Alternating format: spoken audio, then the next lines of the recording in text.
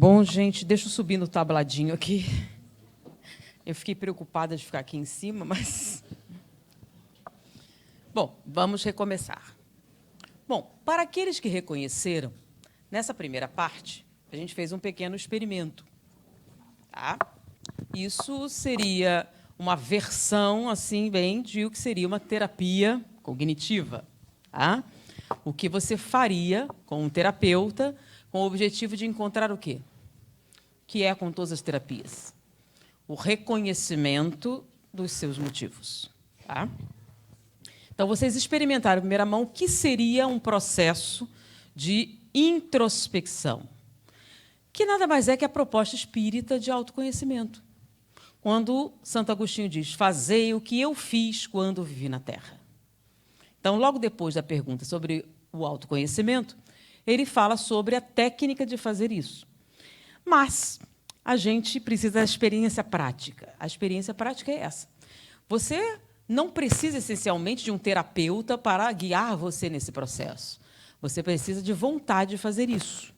Você não vai esperar um problema psíquico se manifestar para você fazer isso.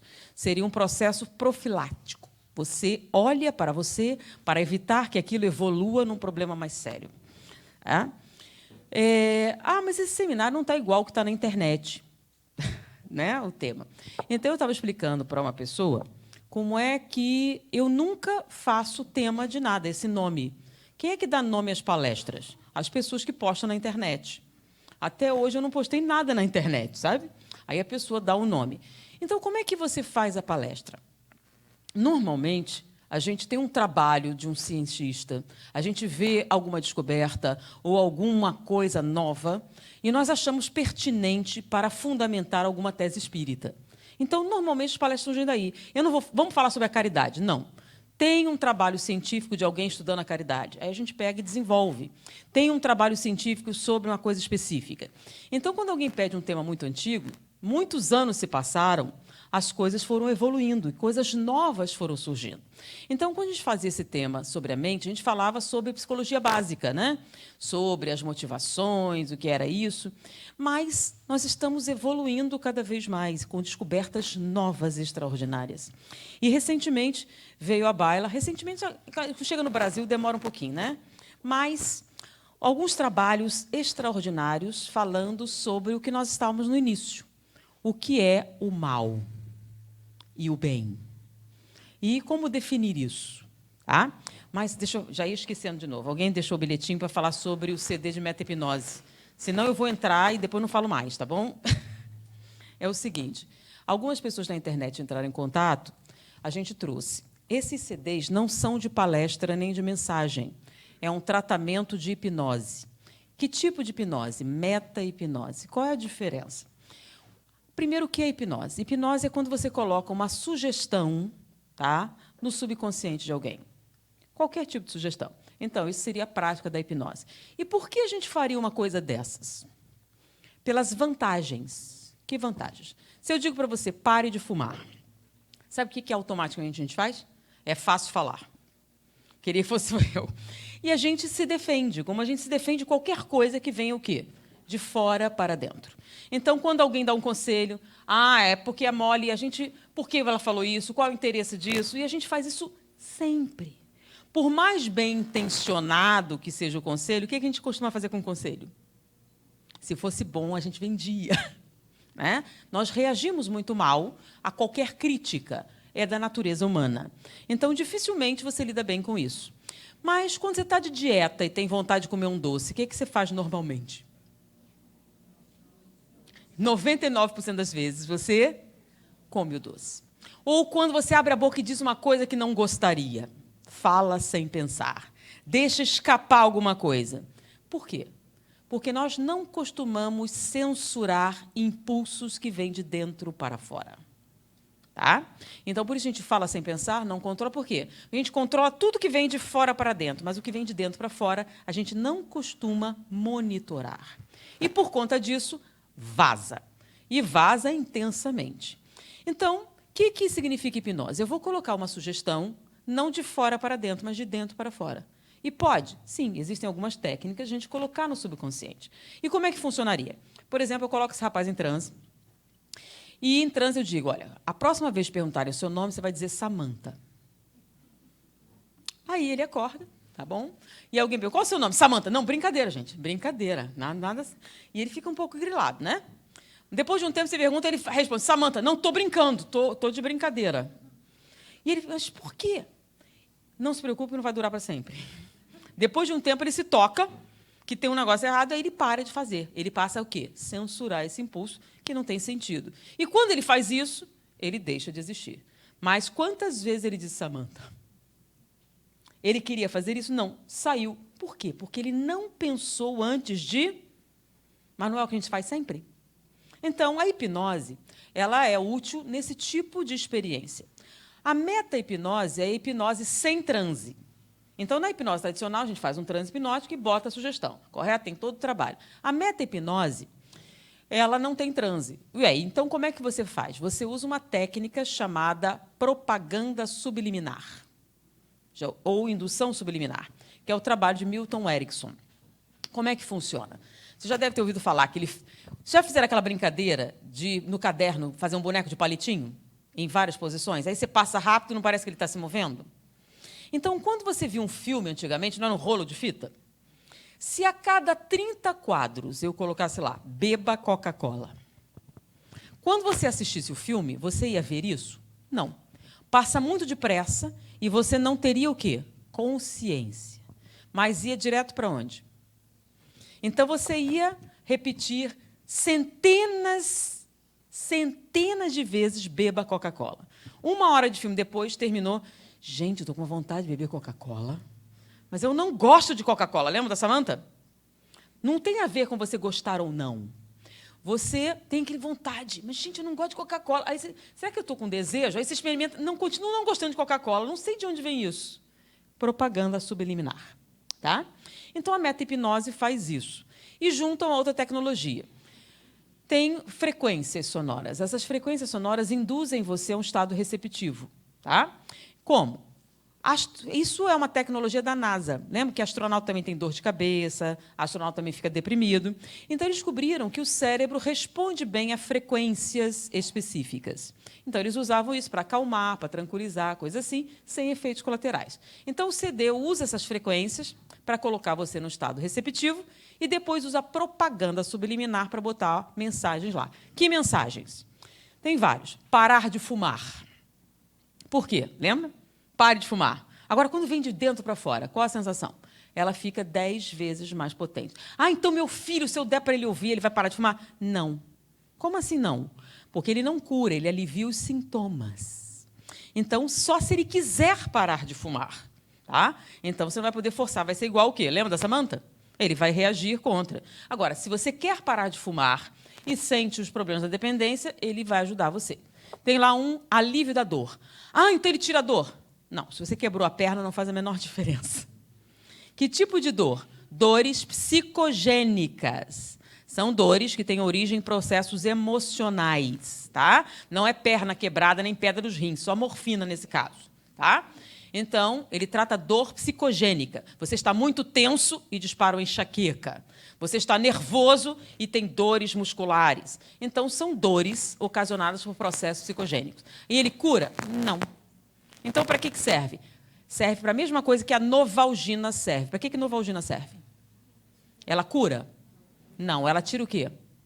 A dor e a febre. Para você fazer o quê? Tratar os... Tá? Então, ela alivia o processo para você tratar os sintomas. A ideia é você não usar medicação. Então, pessoas que usam medicação constantemente, elas ficam viciadas em medicação. Tá? Então, principalmente se você tem determinados problemas que têm origem o quê? Psicossomática. Então, enxaquecas, dores musculares, fibromialgia, que são processos que são acelerados por causas emocionais. E aí você fica viciado em analgésicos. Tá? Se não tomar, tem a dor de cabeça. Tá? Então, tem lá, vamos lá, estresse, anti-estresse e relaxamento. E alívio da ansiedade. Ah, eu tenho ansiedade. Você tem certeza que tem ansiedade? Porque ansiedade e estresse têm os mesmos sintomas. falta de ar, angústia respiratória, uma série de sintomas. Agora, o CD de ansiedade, ele tem as frequências mais altas. Eles variam de 18 minutos a 25, né? Ele tem a frequência mais alta. Se você não é ansioso e ouvir o CD de ansiedade, você vai passar mal. Por quê? Porque a pessoa muito ansiosa tem frequências muito altas, e ela está acostumada àquilo. Se você pegar uma pessoa bem calma e colocá-la para ouvir, ela vai começar a sentir, e vai sentir muito mal. Por quê? Porque ela vai entrar numa frequência que não é a dela e ela não está acostumada. A reação vai ser muito intensa. É até legal, porque você vê que o negócio funciona mesmo, não é fantasia. Faça um teste. Se você não é, experimenta para ver. Aí você vai saber o que sente uma pessoa ansiosa. Ah, mas ela não fica com essa expressão, é porque ela já acostumou. Então, ela vai acumulando aquilo até desenvolver um transtorno psicossomático. Estresse tem os mesmos sintomas, mas causas diferentes. Ansiedade vem de um conflito de natureza psicogênica. E estresse é excesso de preocupação, excesso de trabalho, que dá uma sobrecarga sensorial e você faz os sintomas da ansiedade. Então, o que é que cura estresse? Férias. Tá? Então, esse CD então, não cura? Não, ele alivia os sintomas. Seria mais ou menos como tomar um Lexotan e relaxar. Entendeu? É tipo um ansiolítico, mas ele alivia os sintomas do estresse. E na ansiedade, ele diminui a frequência e você relaxa. Mas cura? Não. Para você se curar de um transtorno de ansiedade, você tem que procurar um terapeuta para achar o quê? A origem do conflito. Mas, em vez de ficar viciada em Lexotan, em benzodiazepínico, o CD tem um período de tempo. Ele dura de 6 a 8 horas, dependendo da sua suscetibilidade. Aí depois faz a reaplicação. Lembra da Samanta? Passa, aí se repete. Até agora, ninguém veio para mim relatar que desenvolveu resistência ao CD. Mas isso até pode acontecer. Mas a ideia é aliviar os sintomas para você tratar. Ah, tem lá controle do peso, eu vou emagrecer. Depende. Se o seu problema é comer erradamente, só uma nutricionista pode ajudar. O CD vai ajudar o quê? Você come normalmente, mas quando está nervosa, come 5 quilos de sorvete. O que significa? Você está tendo uma fome de origem psicogênica, tá? Não é um erro, porque tem gente que come erradamente, tá? Então, é um equilíbrio matemático. Se você come, ingere mais do que gasta, você vai engordar. Então, nesse caso, é uma nutricionista a pessoa para trabalhar com você. Mas, se você sofre, e CD para a obesidade não serve para bulimia e anorexia, que são transtornos alimentares ligados a processo psicogênico. Ele cura? Não. Como nós falamos, é para alívio dos sintomas. Lembra que a sugestão é temporária? Você coloca, até você reagir contra, ele vai soltando levemente, mais ou menos como a medicação, mas sem os efeitos colaterais. Então, controle do peso. Organização do tempo. Então eu... Não. Falta de organização é caráter, não tem nada a ver. Então, serve para quê? Tem pessoas que têm... Todos os CDs são para transtornos de ansiedade. Só que alguns são específicos. Com o tempo é o quê? Você tem um negócio para resolver. Nem faz, nem deixa de pensar sobre isso. Você fica ali, eu devia estar fazendo isso, eu devia estar fazendo... Por que não faz? Transtorno de ansiedade. Então, você fica procrastinando aquilo, mas não consegue o quê? Não é esquecimento, não é falta de organização, é ansiedade voltada para espaço de tempo. Tem gente que diz, eu trabalho melhor sob pressão. Não, você tem medo de encarar. Tá? Criatividade faça os problemas. Eu vou ser mais criativo, vou pintar. Não vai fazer nada disso. Ele faz o quê? Ele trata um tipo específico de ansiedade. Você estudou, chegou na hora da prova, deu um branco. O que aconteceu? Você ficou burra? Não. Perdeu a memória? Foi um problema neurológico? Não. Foi o quê? Transtorno de ansiedade que bloqueou você. Então, você está no meio da crise e fica paralisado. Tem que fazer alguma coisa, paralisa. Por quê? A ansiedade bloqueia o quê? O seu raciocínio lógico. Então, você tem um transtorno de ansiedade, se manifesta especificamente nisso. Então, não vai fazer você ser criativo, vai fazer você recuperar a criatividade que você perdeu quando ficou ansiosa. Compreenderam? Então, ele trata um transtorno de ansiedade específico. Vamos lá, o outro... Deixa eu falar de ansiedade, do tempo... Drogas. Ah, não é para drogas. Dependência química serve para o quê? Você ficou dependente de analgésicos, por exemplo, tá? Tem gente que, se não tomar um remédio, a pressão descompensa. Se não fizer isso, então você criou uma dependência psíquica de certa medicação, tá? Ah, mas se é para cocaína e heroína? Não, aí você tem que fazer uma desintoxicação, tá? Isso aí para uma dependência psíquica, é uma muleta psicológica que você desenvolveu, tá? Qual outro? Lembra aí para mim. Depressão é a depressão mesmo, tá? A ideia é você... Tem pessoas que têm problemas com antidepressivo, com a droga. Então, ele vai te dar esse alívio dos sintomas, tá? Cura a depressão? Não. Então, e também não é qualquer depressão? Não. É a depressão de natureza psicogênica, tá?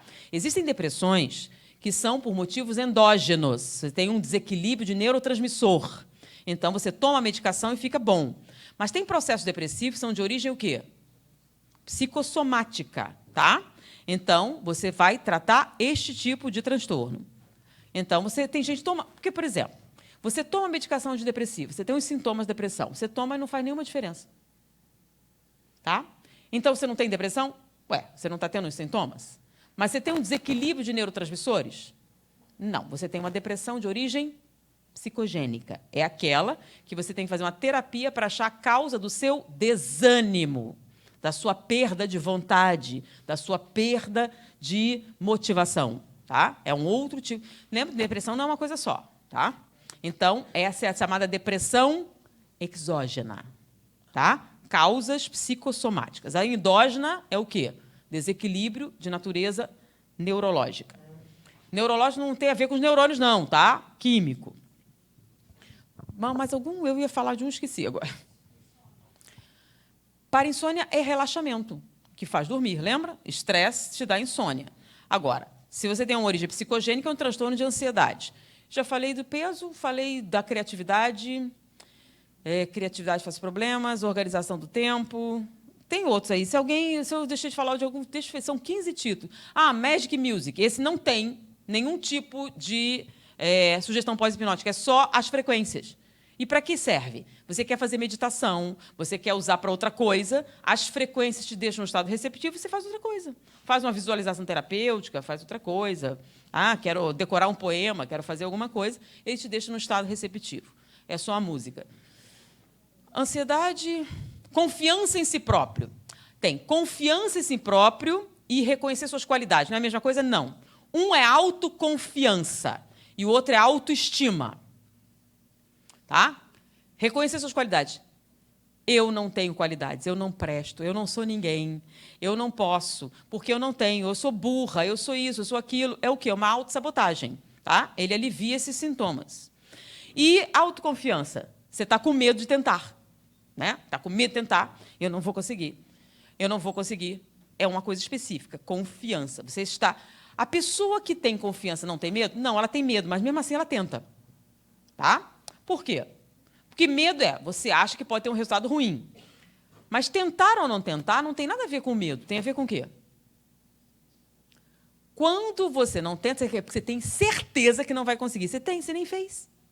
Então, quem não tenta, com certeza não consegue. Quem tenta, pode ou não. Você tem certeza dos resultados? Então, é a questão de confiança. Você confia ou não que você pode? Se você não tiver nenhuma confiança, você não vai nem tentar. Tá? Independente dos resultados.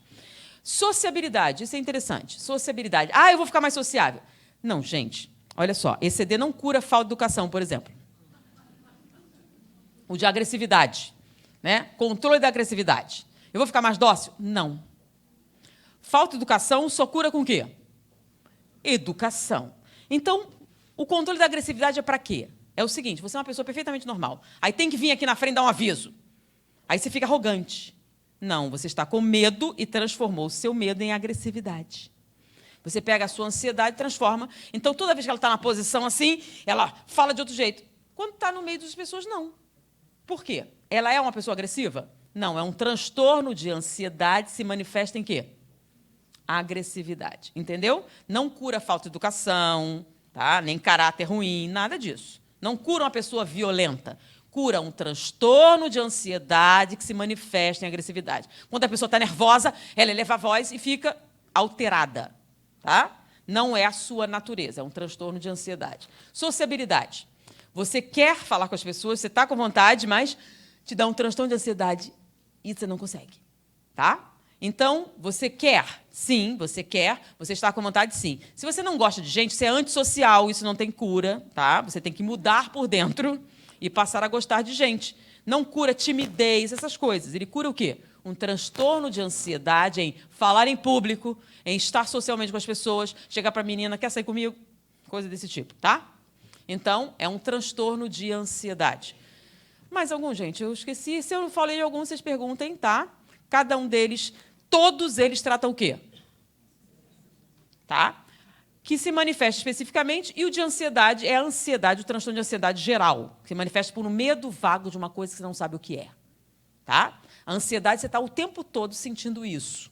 Por quê? Porque é um conflito psicogênico que você está vivenciando. Tá? Os outros se manifestam especificamente naquelas condições. Cura? Não, somente alívio dos sintomas. Como é que funciona? Precisa de fone de ouvido? Sim. Então, quando é que não vai funcionar? Você tem déficit auditivo? Não vai funcionar. Você precisa dos 2 ouvidos iguais para funcionar, porque é aí que, nesse momento, é que tem a propaganda subliminar. Você vai usar o fone de ouvido e você vai ter uma pessoa falando de um lado e outra pessoa falando do outro. No início, os dois só tem uma musiquinha, para que serve? Para nada, é só para distrair, tá? É para esconder as frequências. Nem todo mundo ouve. A pessoa assim, está mal gravado, tem um chiado fundo. São as frequências, tá? Muita gente não escuta, eles botam aquela musiquinha e tá. Ele está falando com você, parará, esse CD é legal, não sei o quê, que gente bacana. Isso não significa nada, é para a frequência funcionar. Aí você vai notar que, se você estiver fazendo com outra pessoa, vai ver que o pulso dela começa a cair. Tá? Por isso que a pessoa que não é ansiosa ouve, começa a subir primeiro. E ela dá aquele mal-estar. Ele vai descendo. Quando você entra no estado receptivo, aí eles começam. Conta uma história de um lado, outro do outro. Histórias diferentes. Aí você vai tentar acompanhar e eles trocam de lado e ficam trocando. O que acontece? Você não consegue acompanhar, você tem uma sobrecarga, tá? E as mensagens subliminares entram, aproveitam esse momento. É assim que funciona. E o que tem a historinha? Nada. É só para enrolar. Tá? A historinha importante é uma moral, então não tem nada. Como eu falei, aquilo ali não é mensagem, nada. É uma técnica. E qual é o objetivo? Colocar mensagem subliminar para você parar de fumar, para você aliviar a ansiedade, aliviar a depressão e essas outras funções. Então, é assim que funciona. Então, se eu botar no carro, o que acontece? Nada. Não vai acontecer, porque você precisa dos canais auditivos separadamente. Então, você vai precisar de um CD. Tá? Alguém me perguntou, negócio de MP3. Eu perguntei para a pessoa. Ele disse o seguinte, olha, aí eu não sei, vocês sabem tecnologia. MP3 é uma compressão. Tá? Você comprime e tira os espaços vazios do som tal, para ele ficar num tamanho menor. Não vai funcionar. Você tem que botar no formato original com todos os espaços vazios. Porque frequência tem silêncio e tem som. Silêncio e som. Tá? Se você tirar isso, você tira as frequências. Fica com a propaganda subliminar? Fica. Mas sem as frequências, aquela que faz aquele negócio. Então, você pode botar? Pode, mas tem que ser naquele formato gigantão. Né? Ele disse assim, vai ser a mesma coisa. Eu não entendo disso, tá, gente? Aí pergunte para um especialista. Que diferença faz isso? Mas alguém me perguntou na internet e eu estou falando. Bom, é isso. Alguém tem alguma pergunta? Não? Podemos voltar para o seminário? Depois eu fico, se alguém quiser perguntar alguma coisa. Bom, já cumpri o meu trabalho. Bom, voltando. Então, nós estamos fazendo um experimento de natureza cognitiva. Um experimento de fazer o quê? Uma autoavaliação. E o que é que nós descobrimos juntos? O nosso problema é realmente emocional ou é um problema de cognição? O que é que significa isso, essa palavra? Se você não sabe o que significa verdadeiro e falso, se você não sabe o que significa bom e mal, e se você não sabe o que significa bonito ou feio, como é que você vai avaliar a realidade? É ou não é um problema? Então, você sabe exatamente o que você está fazendo e por quê? Se você não sabe exatamente o que você está fazendo e por quê, como é que você vai mudar isso? Porque não é mágica, né? Você espera uma solução mágica. Não é. Porque é você. Então, você tem que saber quais são os motivos por trás das suas decisões. E vocês sabem, por incrível que possa parecer para vocês, os seus motivos são bons. Como é que é? Sim, são bons. Você acha que essa é a atitude certa para ser feliz. Pode ser um erro o quê? De interpretação. Mas quando você tomou essa decisão, você acha que é isso que vai ajudar você a lidar com a sua realidade. Você decidiu em algum momento isso e você passou a repetir essa ação. Isso se tornou um hábito. E agora você não pensa mais sobre isso. Mas se você não pensar, como é que você vai refazer as suas decisões? Quando você tomou a decisão de não vou pensar sobre isso, ou deixa para lá, eu não quero lidar com isso, eu não sou capaz de lidar com isso, e aí você abandona qualquer racionalização da sua emoção. Aí você passa a ser o quê? Controlado por elas. Aí, o livro-texto é Inteligência Emocional, do Daniel Goleman. Só que tudo isso está no Livro dos Espíritos, tá? Você poderia chegar a essa conclusão sem o Goleman. E é bem antigo. E você tem vários livros aprofundando esse processo. Quando André Luiz fala da casa mental, tá? A usina do pensamento, como ele se processa. Ele usa até a linguagem que os cientistas estão usando agora. Tá? Parece até que os caras plagiaram André Luiz. Só que André Luiz escreveu isso na década de 30, 40. E as pesquisas são de 2007. Bom? Mas eu gostaria de falar de um trabalho muito sério. Na verdade, um trabalho mais antigo e um mais moderno. Tá? O mais moderno é de Simon Cowell. Quem é Simon Cowell? Simon Cowell é neto de um casal que esteve no campo de concentração de Dachau. Por que Dachau entrou para a história? Nem foi o campo mais mortal, nem era o mais perverso, mas havia alguém lá que entrou para a história, Mengele. Mengele trabalhava no campo de Dachau. E ele fazia experimentos com seres humanos. Ele pegava pessoas do campo e fazia as experiências mais brutais que vocês possam imaginar. Como, por exemplo, pegar uma parturiente, amarrar suas pernas e contabilizar quanto tempo ela levava para morrer. E se o feto morria ao mesmo tempo, ou se a morte dele acompanhava alguma coisa que acontecesse com a mãe. Tá? Então, ele fazia todo tipo de experimento. Por exemplo, abrir o tampo craniano e enfiar agulhas para ver paralisa, não paralisa, essa abordagem mata, essa não mata. Então, ele pegava uma sequência de pessoas para criar abordagens cirúrgicas. Tá? E isso ele fazia, usava seres humanos como se usamos cobaias hoje em dia, com a maior naturalidade. Tá? Bom, como eu falei para vocês, Mengele era um sujeito muito bonito. Não era feio, como algumas pessoas querem dizer, né? Mas outra coisa, Mengele não trabalhava sozinho, como nenhum médico faz. Ele tinha vários assistentes, outros médicos, e ele basicamente tinha 2 enfermeiras que o acompanhavam em todos os experimentos.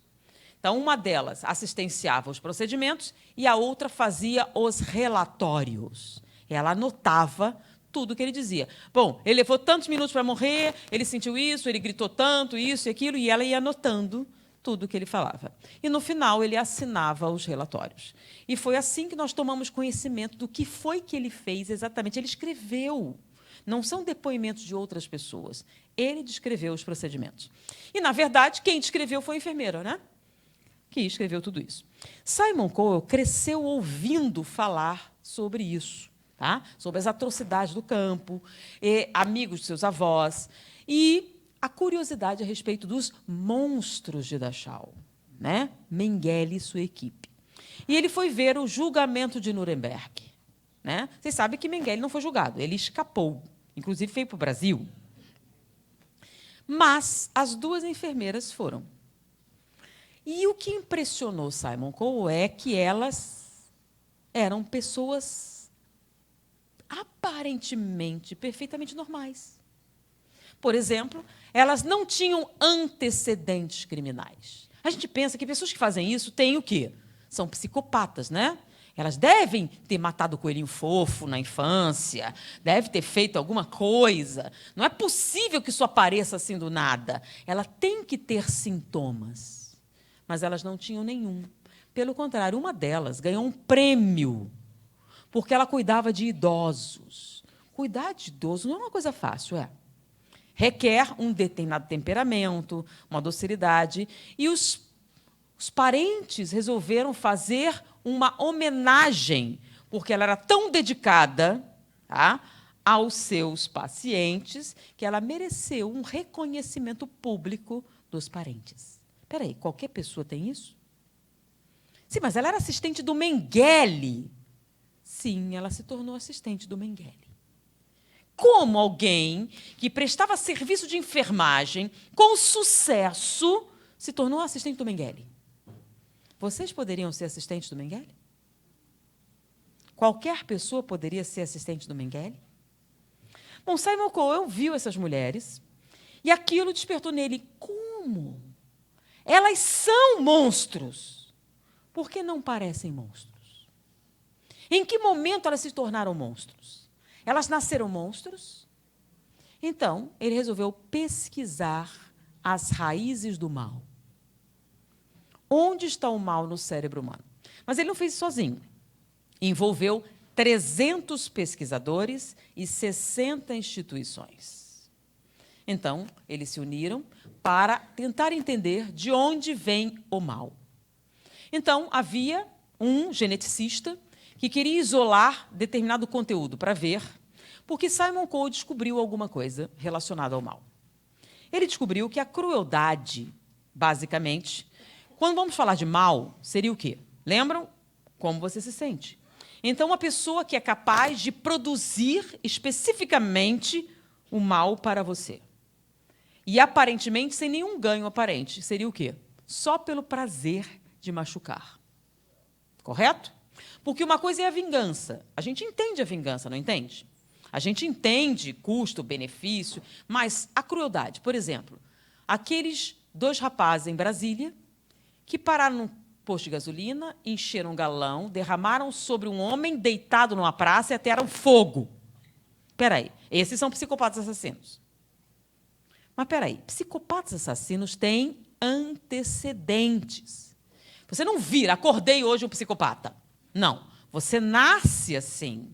Você tem características visíveis, você pode ser reconhecido, tem sintomas. Eles tinham sintomas? Não. Tinham antecedentes de violência? Não.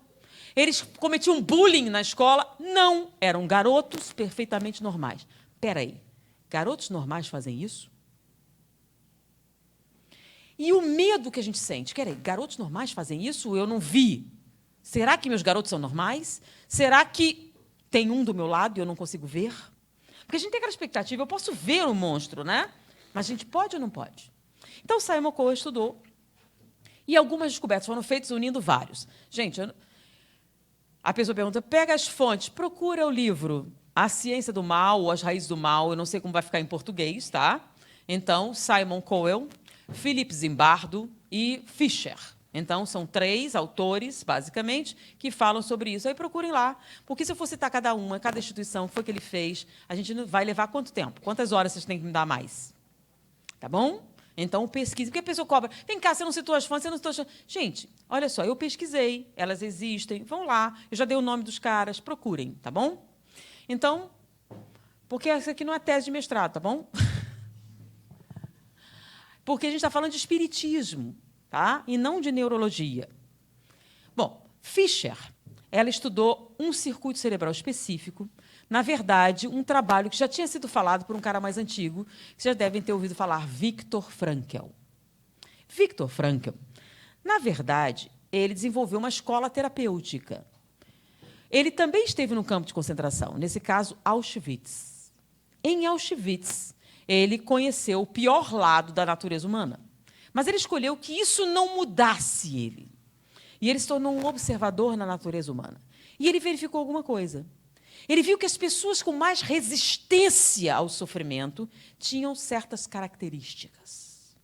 Ele descobriu que quanto maior ideal, quanto mais certezas, quanto mais você sabe qual o motivo da sua vida, mais resistência você tem. Ele chegou à conclusão que o que permite você realmente viver é o sentido da vida. E o sentido da vida não é uma coisa assim, ela é específica de cada pessoa. Para um é reencontrar um grande amor, para um é um ideal, para alguém é uma coisa amorfa, uma transcendência, um aspecto religioso, não importa. Mas se isso é o agente motivador da sua vida, eles podem tirar tudo de você, mas você sobrevive. Mas se eles tiverem todos os prazeres do mundo, mas você não tiver um motivo, você se mata. Por quê? Porque o tédio te consome. Aquela coisa que eles chamam vazio existencial. Então, ele criou a logoterapia. Mas ele falou que um dos sintomas desse vazio existencial, e ele criou esse nome, tá? Que vários outros terapeutas usaram, porque verificaram que isso existia, ele criou o termo coisificação. Quando você perde o sentido para a vida, você passa a coisificar. O que significa isso? Você aumenta a quantidade de relacionamentos em detrimento da qualidade. Como é que você pode explorar outro ser humano sexualmente? Simples, você coisifica. Lembra? O que é uma mulher objeto? É alguém que não sente, alguém que não sonha, alguém que não é importante para você, que você pode usar e descartar. E a gente tem tido cada vez mais relacionamentos vazios assim. Um dia um rapazinho na plateia perguntou, sim, você está falando disso, parece uma coisa meio moralista, e o sexo recreativo?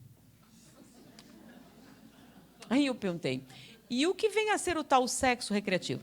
É só para se divertir. Um cara encontra a mulher, os dois querem se divertir e se divertem. Sério, e se divertem? Então ele chega para ela assim, pô, estou sentindo por você um lance. Aí ele responde, estou sentindo um barato estranho entre nós. Não vou nem falar as coisas novas, né? Um lance irado, sinistro. E depois dessa conversa profunda, os dois dormem juntos. E estão mais próximos fisicamente que duas pessoas podem estar. Mas acordam como dois estranhos. Porque vocês sabem, proximidade física não diminui a distância emocional. Na verdade, você não sente nada por essa pessoa. Você está usando um objeto. Só que, em vez de usar um objeto inanimado, você transforma uma pessoa viva em um objeto. Porque, pensa bem, você está com uma moça pensando na Angelina Jolie. Ela está com você pensando no Brad Pitt. Vocês estão juntos? E tem também aquela hipocrisia básica, né? Por exemplo, algum de vocês deve ter lanchado no intervalo. Escovar os dentes? Não? Vocês sabem a importância da higiene bucal? Eu tenho na minha bolsa ali uma escova de dente que eu posso emprestar para quem quiser usar. Olha, eu uso Listerine e tenho plano dental. E lavo depois de usar a escova. Alguém quer emprestado? Por que não? Aí, pessoal, não, eu empresto. Eu sou uma pessoa altruísta, empresto sem problemas. E eu lavo depois de usar. Alguém quer emprestado? Por que vocês fazem carinha de nojo? E o mais interessante é quando ele fala anti-higiênico. Sério, vocês acham isso mesmo? Que é anti-higiênico? Algo pessoal? Ok. Então, vamos revelar a hipocrisia. Então, vocês acham anti-higiênico usar uma escova, tá, de alguém que tem plano dentário, usa Listerine e lava depois de usar. Mas não acha estranho deixar um estranho enfiar a língua na sua boca numa festa.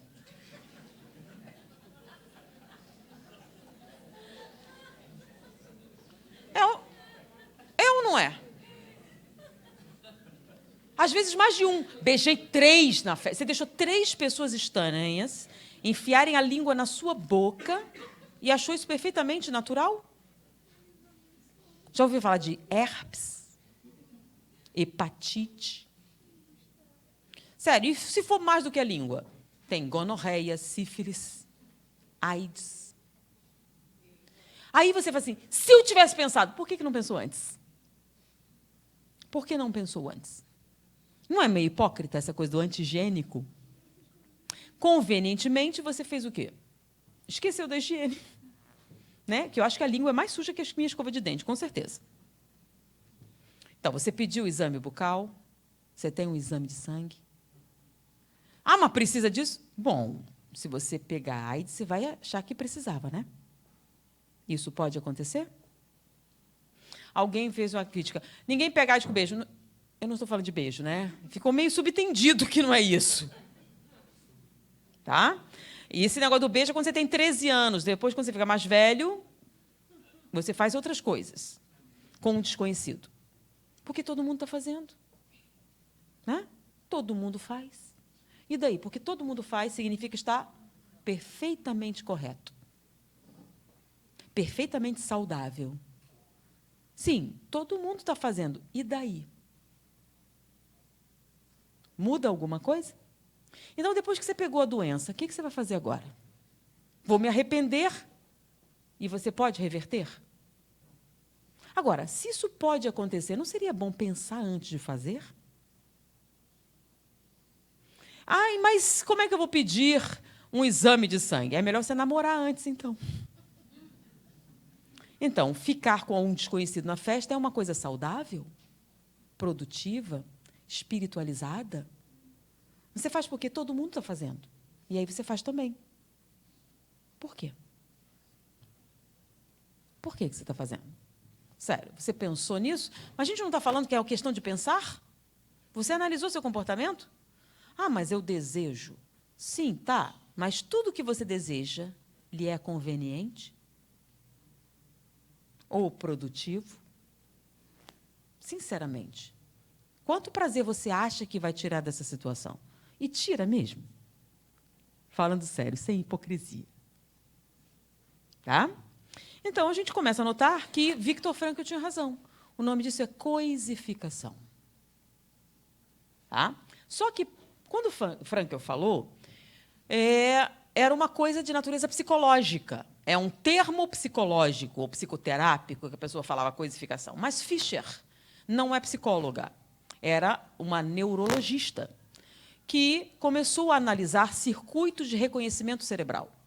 E ela descobriu o seguinte: quando nós reconhecemos um objeto, nós temos uma área específica para esse reconhecimento. Então, eles te mostram isso aqui. O que é isso na minha mão?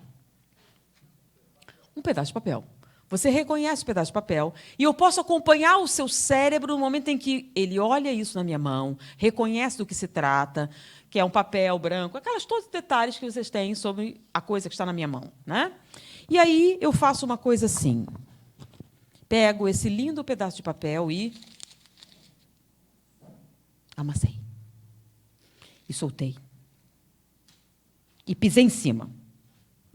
O que é que vocês sentiram? Não, nada.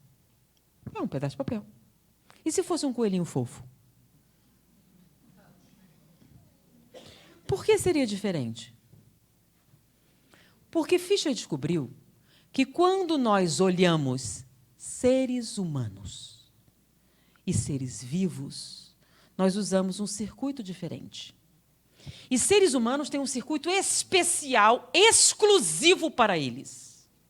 Então, para que serve? E quanto se desenvolve? Quando nós nascemos, a base do cérebro serve para reconhecimento facial. É assim que os bebês começam a interagir com as pessoas ao seu redor. Ele começa a reconhecer. Lembra? Primeiro, todo mundo era uma coisa só. Depois, ele começa a separar, individualizar. Aí tem os estranhos, tem as pessoas que ele conhece. E aí ele começa cada vez mais a individualizar. Então, os estranhos são a pessoa amorfa, mas os conhecidos são separados. E o bebê aprende através do reconhecimento do quê? Dos sentimentos e emoções das pessoas que estão ao seu redor. E, para fazer isso, ele tem que fazer o quê? Ele pega e lê. Lê o quê? Sua face. Tá? Suas expressões. E isso tem um circuito exclusivo, separado do resto. Por quê? Porque é muito importante interagir com as pessoas, certo? Você gosta de mim ou não? Como é que eu sei? Eu estou fazendo certo ou não? Então, todas essas coisas dependem do quê? De eu entender a sua expressão. Então, Fischer reconheceu esses circuitos e Simon Coyle finalmente conseguiu fechar um raciocínio. Ele descobriu uma coisa chamada empatia, ou circuito empático. A empatia é o que nos faz, seres humanos, capazes de conviver socialmente, integradamente e sem transtornos psicopáticos. Vamos traduzir isso. É simples. Você reconhece a expressão de uma pessoa. É um ser humano. Você usa o seu circuito simpático para espelhar isso. Por isso, quando você assiste alguém, tá, sofrendo, você reage. Então, lembra quando alguém toma uma joelhada nos testículos e você sente dor? Espera aí, alguém pegou você? Não. Então, por que você teve essa reação de dor? Você fez o quê? Uma reação empática. Você reconheceu a dor, pensou, poderia ser em mim, e reagiu de acordo. O nome disso é empatia. Então, para sermos empáticos, o que nos impede de ser cruel, por quê? Porque se você chutar outra pessoa, você vai sentir. Lembra? Não fazer aos outros. Isso. Mas para você poder sentir isso, você precisa reconhecer. Se você não for capaz de reconhecer o sofrimento da outra pessoa, eles são o quê?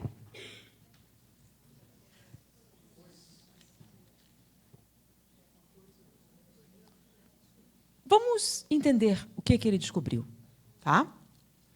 Que a coisificação proposta por Frankl não é um termo psicológico, é um termo neurológico. Ele descobriu que existem 3 áreas responsáveis por atos de crueldade, tá? O circuito empático, como todo, a área de espelhamento, a área integradora do caráter e o reconhecimento facial. Vamos traduzir. O que é o reconhecimento facial? Zimbardo, que é um professor de Stanford, descobriu que para você ser capaz de interagir emocionalmente com alguém, você tem que reconhecer pelo menos 412 emoções nos 2 sexos, em pelo menos 3 raças diferentes. Como é que é? Ele fez experimentos práticos. Por exemplo, ele pegou uma menina de Los Angeles e pegou bonequinhos, sabe aqueles bonequinhos de computador? Com várias expressões. E ela deveria reconhecer o que os bonequinhos estão sentindo. Era o pai, uma mãe, uma criança. E ela foi capaz de reconhecer, né, as emoções. Ele está com raiva, ele está com medo, e ela foi reconhecendo todas elas. Mas, num determinado momento, ele pegou os mesmos bonequinhos, com outro colorido, e perguntou para ela, o que eles estão sentindo? Não sei, são empregados? Como é que é? Sim. No momento em que ela fez isso, ela coisificou e se tornou incapaz de reconhecer as emoções daquelas pessoas. É aquele momento que você diz, mendigo não é gente. Ou quando aquele homem honrado diz, eu não bato em mulher, da minha religião. Né? Então, ele é gentil com as mulheres, se não forem da sua religião, elas não são gente. Por isso, não merecem respeito nem consideração. Por isso, você pode abraçar e beijar o seu filhinho e armar uma bomba para matar alguém de outra etnia. Por quê? Não são pessoas, não são gente. Aí, na internet, você vê algumas crianças palestinas aprendendo a sua lição. Judeus não são gente. Por isso, eles podem fazer atrocidades sem que sintam nada. Porque é só um pedaço de papel. Mas isso não é só na Palestina, né? Fizeram um experimento no Brasil. Colocaram uma criança no viaduto do chá. Levou 4 minutos para alguém parar. Botaram em vários pontos diferentes. 4 minutos. Parava alguém. O que você está fazendo aqui? Aí pegaram esta mesma criança, que tinha a mesma cor, os mesmos olhos, o mesmo cabelo, trocaram a roupa dela e sujaram ela um pouco. E descobriram que, magicamente, ela se tornou invisível. 8 horas depois, ninguém parou. Sujeira deixa alguém invisível? Mas aconteceu. Aquela criança que 4 minutos provocava que alguém parasse, 8 horas depois, ninguém a viu. Por quê? Porque não são pessoas, são estatísticas. Quando você coisifica, o que acontece? Você olha e não sente. Você sente a mesma coisa do pedaço de papel. Então, você diz, aquele daquela religião não é gente. Ele vai para o inferno mesmo, Deus já condenou, por que não posso matá-lo? Não é? Ou mulheres são inferiores, não têm alma.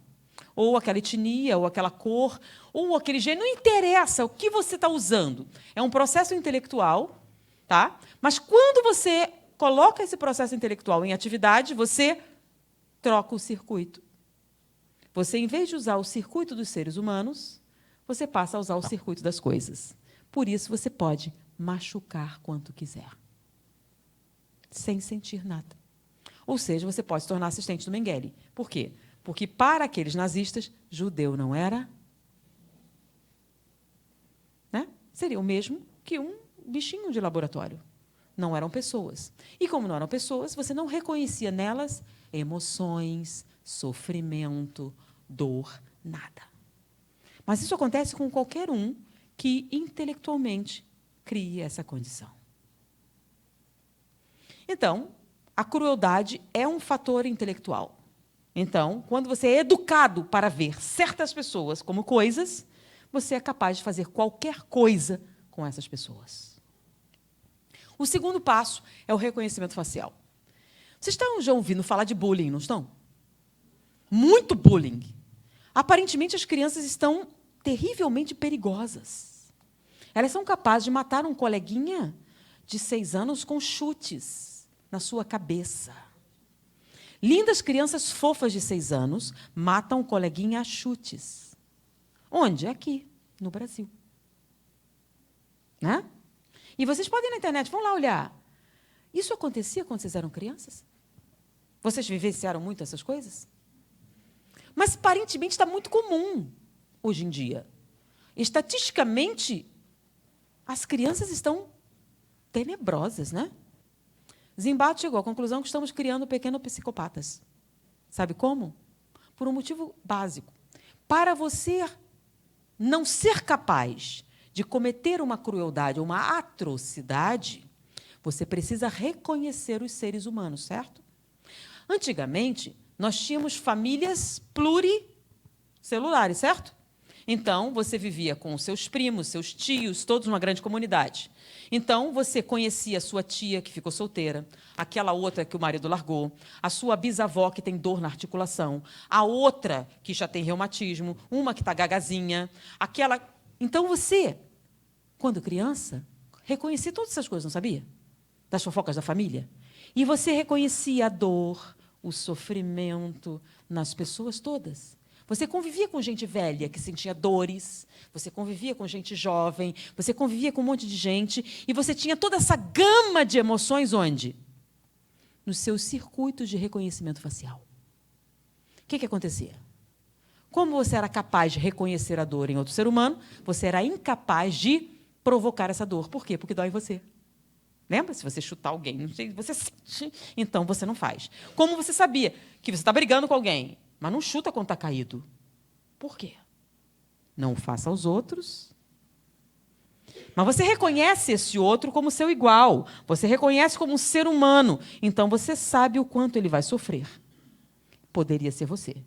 E no momento que você é capaz de fazer esse espelhamento, você se torna o quê? Incapaz de chutá-lo na cabeça até a morte. Porque a gente não faz isso com seres humanos. Mas o seu bebê, lindo e fofo, ele é criado numa família monoparental. E, muitas vezes, ele vê o seu pai de 15 em 15 dias, né? E ele tem centenas de amiguinhos na internet, no Facebook. E você sabe que os amiguinhos do Facebook têm uma fotografia. E fotografias não se mexem. Não são que nem o Harry Potter. De maneira que o seu bebê cresce sem reconhecimento facial. Ele simplesmente não reconhece a emoção dos outros.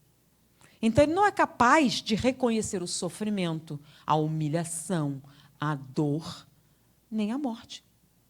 Então, quando ele chuta a cabeça de um coleguinha, que coleguinha? É somente uma coisa. E ele não sente nada ao fazer isso. Então, não são psicopatas, são sociopatas. Psicopata é um transtorno de nascença, onde você tem uma falha numa área que faz o quê? A união dessas informações. Então, simplesmente, você não consegue processar isso. Então, você não reconhece. Nesse caso, ele não reconhece porque não tem as informações necessárias para reconhecer. E, com isso, ele é capaz de quê? Se tornar assistente do Mengele, queimar um índio, ou como no Rio de Janeiro, não sei se vocês lembram. Tá? 5 rapazes num Gol, 0 quilômetros, saíram de um edifício na Barra da Tijuca, um bairro nobre do Rio de Janeiro, pararam no ponto de ônibus e agrediram brutalmente uma empregada doméstica. E fugiram. Eles foram pegos. E o depoimento do delegado foi o seguinte: foi mal, seu delegado. Foi um erro. A gente achou que era uma prostituta. Foi essa a desculpa. Foi mal, seu delegado. A gente achou que era uma prostituta. Ok. Né? Você pode dizer, ele quer se safar. Mas o problema é que um deles era menor. E o pai chegou para prestar depoimento e explicou. Foi mal, seu delegado. Eles confundiram, acharam que era uma prostituta. E aí, dá para a gente compreender. Se fosse mesmo uma prostituta, não tinha problema? Aparentemente, para o seu pai e para ele, não. Será que para nós também não? Se uma prostituta fosse relatar esse ataque, o que eles diriam? O que disseram para a menina, né? Que foi estuprada? Ela mereceu. Mereceu? Ah, mas ela se drogava. E daí? Ah, mas ela... E daí? Se fosse uma prostituta, a gente pode matar? Ela deixa de ser uma pessoa? Deixa de ter mãe, pai, filhos, sentir dor, humilhação, sofrimento. Deixa? Não, ela continua tendo todos os sentimentos que você também tem. Então, ela merece? Alguém merece? Não? Mas só se você não coisificar, certo? Nenhuma pessoa merece. Mas para aqueles rapazes, prostituta não era? Mendigo não era? Pessoas dessa religião não são? Pessoas desse gênero não são? E aí você escolhe qual é o motivo da sua coisificação. E aí você é capaz de se tornar assistente do Mengele. É só você racionalizar sua crueldade. Eu não estou machucando pessoas. Afinal, não são pessoas. Então, não é sua irmã nem sua mãe, é uma mulher. Uma coisa que eu posso usar. Então, você pode cometer crueldade, humilhar. Eu não te quero, eu só estou te usando. Como é que você pode dizer para um ser humano uma coisa assim? É porque não é um ser humano, é só uma coisa.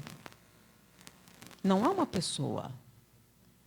E como você cresceu sem reconhecer o sofrimento das pessoas, você se tornou um pequeno sociopata, que tanto pode ser assistente do Mengele ou não. Você tem antecedentes criminais? Não. Você está cometendo um crime? Claro que não. São coisas. Quando eu amasso um pedaço de papel e piso, eu estou cometendo um crime? Não. Então, quando você pega uma pessoa coisa, amassa e pisa, você está cometendo um crime? Lógico que não. Então, qual é o segredo? Que fazer para alcançar a felicidade e resistir ao mal? Um sábio da antiguidade Volo disse: conhece-te a ti mesmo. Então, você tem que ter noções de ética bem definidas. Tá? Então, não é certo bater em mulheres da sua religião ou mulheres? Todas as mulheres são pessoas? Independente de como ela ganha o seu dinheiro? Independente do que ela faz? São pessoas? Todos são pessoas? Se você transformar todos em pessoas, sabe o que vai acontecer com você? Você não vai ser capaz de machucar. Como assim? Quando você diz, ele não merece viver, ele não merece perdão, ele merece sofrer. Por quê? Porque não é uma pessoa. Então, é tão difícil assim? Livro dos Espíritos. Pode o homem, mediante seus esforços, domar suas tendências negativas? Sim, mediante um esforço muito insignificante. O que nos falta é vontade. Mas será possível que seja real? Sim. Vocês podem entrar na internet, que a gente está vendo uma época maravilhosa, não precisa acreditar em mim, vocês podem confirmar, e assistam o trabalho de Philip Zimbardo. Quem não quer ler o livro, tem conferência no TED com legenda em português. Tá? E se não consegue nem assim, tem alguém que dublou. E ele fala, ele nasceu no Bronx, tá? Numa região de guerra de gangues. E todos os seus colegas morreram. Ele sobreviveu. E ele estava impressionado. Por que ele sobreviveu? É claro que ele ganhou uma bolsa, tá, de estudos em Harvard. Ele era um gênio, essas coisas todas. Mas ele nasceu ali. Então, quando vocês veem esse cientista laureado em todos os sentidos que você possa imaginar, né, todo tatuado, parecendo aqueles mexicanos malucos, né, cruzando com ele dá medo. Mas ele resolveu estudar por que eles morreram. Também a crueldade se associou com Simon Cowell. E a pesquisa dele foi com reconhecimento facial. E ele elaborou um programa de computador que ajuda crianças a desenvolverem a capacidade de reconhecer pelo menos 412 emoções nos dois sexos, em 3 raças. Com a proposta de que talvez isso possa mudar a sua condição de agressão e violência. E aí, ele resolveu testar o seu doutorado num colégio em Los Angeles. Então, ele pegou crianças de 8 anos de idade e começou a usar o seu programa de reconhecimento facial. Ou seja, ele treinava para que elas reconhecessem as emoções. Lembra os bonequinhos? Então, 412 emoções, nos 2 sexos, em 3 raças. E ele fez o trabalho todinho. Quando as crianças chegaram no nível que ele considerava eficaz, ele começou um outro projeto chamado Projeto Herói Imaginário. O que é o Projeto Herói Imaginário? Lembram que o conteúdo intelectual é o que define a coisificação? Então, existe o reconhecimento básico, que seria uma condição educacional ou neurológica, na incapacidade do psicopata ou nos sociopatas que nós criamos, e o processo intelectual. Então, vocês já notaram que antigamente, muito antigamente, a gente falava de Einstein, né? O Louis Armstrong, que era o quê? Um músico. Aí o astronauta. E a gente falava daquelas pessoas que eram heróis. Lembra dos heróis? E eram vários heróis que a gente tinha, né? E eu queria ser igual Einstein, eu queria ser igual fulano, eu queria ser um herói. E aí a gente começou um trabalho terrível de desconstrução dos heróis. Não tem herói, só tem psicopata maluco. Suicidas, etc. Não, Joana d'Arc era uma maluca. Não, esse cara nunca existiu. A própria matéria de Calcutá estava fazendo uma armação para o Vaticano e não tem herói. Todo mundo tem um interesse por trás, é marketing. E sabe quais são os heróis dos nossos filhos hoje? Homem-Aranha, Batman, Superman. E todos eles sabem que não existem, né? Heróis não existem. Heróis são apenas seres imaginários. Aí, Philip Zimbardo achou que não. Depois de trabalhar o reconhecimento facial, ele pegou e começou a apresentar para os jovens verdadeiros heróis. E o que é um verdadeiro herói? É alguém que arrisca a própria vida para beneficiar alguém. Pode ser um cientista que arrisca a contaminação. Lembram? O homem que descobriu o bacilo de Hansen, que injetou nele mesmo? Lembram Pasteur? Lembra todas aquelas pessoas, Madame Curie? Pessoas que arriscaram a sua integridade física para descobrir coisas. Eles são heróis. E um bombeiro. E um policial. E um soldado que salva seus companheiros. E ele começou a mostrar a vida dessas pessoas e dramatizar com as crianças. Então, eles experimentavam. Você é a Madame Curie e acabou de fazer uma descoberta. Você é não sei quem. E começou a fazer o trabalho herói imaginário. Depois de um tempo, ele colocava uma situação problema. Um colequinha, obeso, sendo cercado por 4 outros amigos e sendo perseguido. O que você faria? Eu seria um verdadeiro herói. E olha que coisa incrível. Ele reduziu em 68% a violência em um colégio de Los Angeles. É possível? Sem matar ninguém? Sem obrigar as pessoas, sem cobrar mais impostos? É possível? Foi. Ele provou isso, ele demonstrou isso, o trabalho dele é extraordinário, vale a pena que vocês conheçam o Philip Zimbardo, o trabalho de Simon Cowell, que a gente falou. É possível educar o espírito? Para daqui a 500 anos? Qual é o primeiro passo para a gente mudar? Admitir que tem um problema. Sim, mas é muito difícil. Tem certeza? E se a gente fizer um dia de cada vez? Porque se você disser, nunca mais eu vou beber, nem você acredita, certo? Mas hoje, só hoje, você consegue? Só hoje.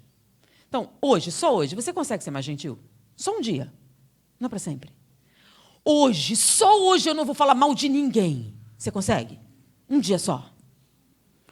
Hoje, só hoje, eu serei uma pessoa mais pacífica. Você consegue? Um dia. Hoje, só hoje, eu vou ser um homem mais carinhoso. Hoje, só hoje, eu serei mais terna. Você consegue? Só um dia? Sim, mas quem consegue um dia e amanhã? É outro dia.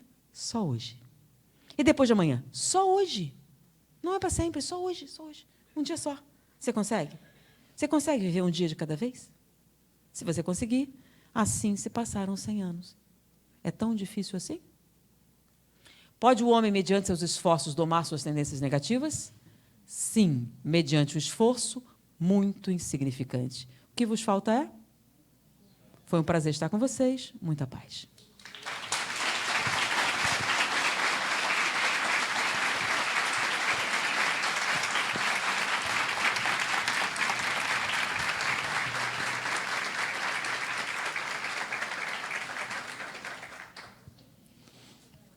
Vontade não nos falta para agradecer. Não é mesmo? Somos muito agradecidos, Anete. Que você tenha uma boa estada aqui em Blumenau. Lembramos que amanhã tem mais uma palestra dela lá na CEIU, tá certo? Agradecemos a presença de todos. Lembramos, então, ali na saída, ainda tem a venda dos livros e CD, e que possamos retornar aos nossos lares em muita paz, rogando a Deus, a Jesus e aos bons espíritos sua proteção. Um bom domingo a todos. Obrigado.